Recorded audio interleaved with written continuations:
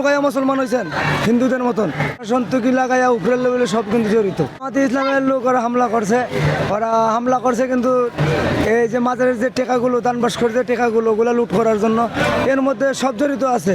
প্রশাসন তুকি লাগাইয়া উপরের লেভেলে সব কিন্তু জড়িত, কিন্তু প্রশাসন টাকার সত্ত্বেও এত বড় একটা কান হয়ে গেল দেশের ভিতরে, এটা কিন্তু মারাত্মক একটা বিষয়। এখানে পুলিশ প্রশাসন কিসের জন্য?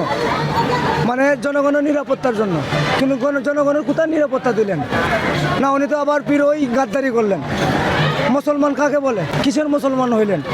খাইয়া গরু গায়া মুসলমান হয়েছেন হিন্দুদের মতন? না, এ মুসলমান চলবে না।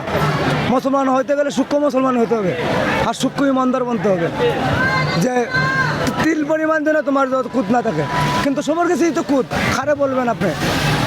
জামাত তো বলে যে ওনারাই করছে, ওনাদের সব ওনাদের লোক, যা টুপি পরা পরা সব ওনাদের শিবিরের লোকগুলো, সব ওদের।